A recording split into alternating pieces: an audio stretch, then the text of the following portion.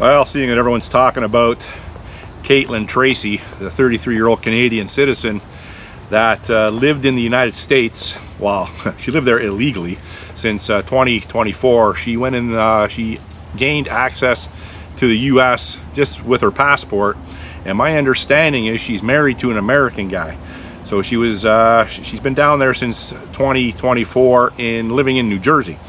Now, you know, pretty much everyone knows of what this this leftist did to that 17-year-old girl in, I believe it was in New Jersey, where leading up to the 250th birthday of the United States, this 17-year-old American girl was down at the boardwalk, and she was wearing, apparently wearing some Donald Trump clothing, pro-Donald Trump clothing, pro-United States clothing.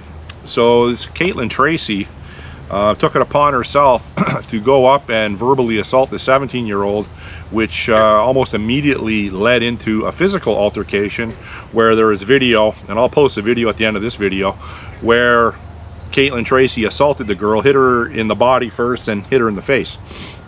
Now, it was as violent as a 33-year-old punk rock woman could be. I would imagine the 17-year-old girl didn't sustain any lasting injuries other than psychological. So there are all sorts of different videos online of them as a couple, and they are, based on the videos alone, you can determine they are unhinged. They are both unhinged radical leftists, and like most unhinged radical leftists, they can't control their emotions and they can't use their words, so they immediately go to violence. Now, the husband, the American husband, he's on video saying that he wishes that Trump's entire family were stricken with cancer and Trump's entire family would die from cancer. And apparently they're in a punk rock band, a politically charged punk rock band. Kind of an oxymoron. I think most punk rock bands are politically charged, but they are the prototypical leftist lunatics, the multicolored poison dart frog hairdos, and that kind of ties into where I'm at today. You might be able to hear some bullfrogs in the background.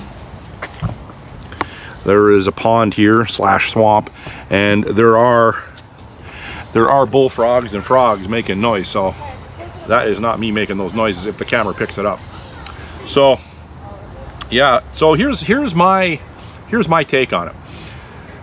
She obviously couldn't control her emotions, couldn't control her rage, struck this American citizen, this 17-year-old girl.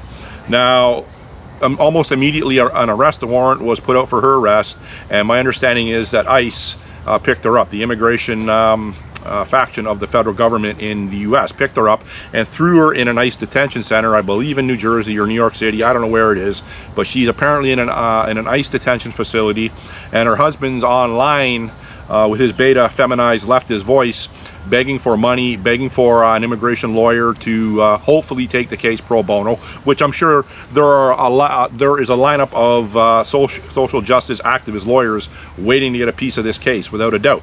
It's a very high profile case, international case. So there are no shortages of leftist social justice warrior lawyers out there. This is just my theory. They're going to keep her in the ICE detention center until possibly the middle of next week. It's Friday in Toronto today.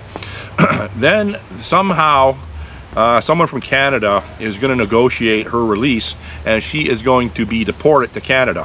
I would say maybe she'll spend the rest of next week down there, but the week after she'll be back on Canadian soil. That's my prediction. And I don't think they're going to pursue assault charges. I know. Just hear me out here for a second. The leftist factions in the United States are hand in hand with the leftist factions in Canada, and that includes the judicial system, the policing system. In my estimation, they have already had extensive conversations with her release back into Canada, but there will be a stipulation where she won't be allowed to travel to the United States again. So when she comes back to Canada, she will be welcomed back into Canada with a hero's welcome by the leftists. And as we all know, in Canada is one of the most progressive leftist countries in the entire world. So she will be made a martyr. She will be put to the forefront of the leftist poison dart frog hairdo movement, and she will be paraded around throughout Toronto, throughout Vancouver, throughout Halifax, Montreal. All the major woke cities in this country will have to experience the beauty that Kaitlyn Tracey is. Such a fine young looking woman. Yeah, no, she's not. She's not too easy on the eyes. And you know, if I was her, I'd be going around slapping 17-year-old girls too, just out of pure bitterness. Because if you look like that, if you wake up in the morning and have to look at that reflection in the mirror, you're going to be an angry person. You are. So, off on a bit of a tangent there. Couldn't control myself. I have trouble controlling my emotions at times too.